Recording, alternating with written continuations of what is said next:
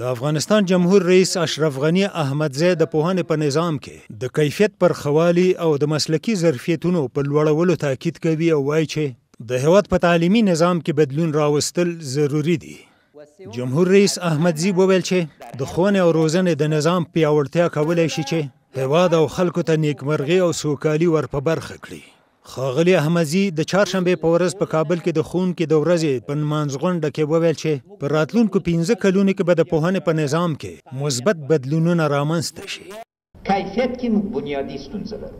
موږ باید په بنیادی توګه خپل تربیتي نظام داسې عیار کو چې هر فارغ تحصیل دی 12 صنف یا د 9 صنف وکړی سي د کار خاوند سي چې موږ او تاسو نصاب کې باید بنیادی تغییرات راسي. د خپل معلمینو د روزنې لپاره موږ باید سرتاسري اقدامات وکړو او دا ضروری ده او ان شاء الله تعالی په دې باندې به بریالي کیږو.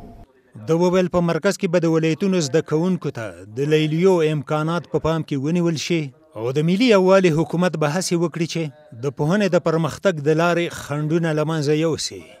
ښاغلي احمدزی دا هم وویل د ښوونکو او نورو دولتي مامورینو د امتیازاتو ترمنځ چې په اوسنیو قوانینو کې کوم توپیر شته له منځه به یوسي. جمهور رئیس زیاته کړه په راتلونکي لمریز کال کې به د ښوونکو پر سیمه ییزو امتیازاتو کار وشي او دا ستونزه به هم له منځه یوړل شي. دا هم وویل د امنیت شورا او د سیمه ییزو ارګانونو ادارې موظفه کړې چې تر راتلونکو 4 میاشتو پورې د پوهنې ملکیت ځمکې له غاصبینو راوګرځوي.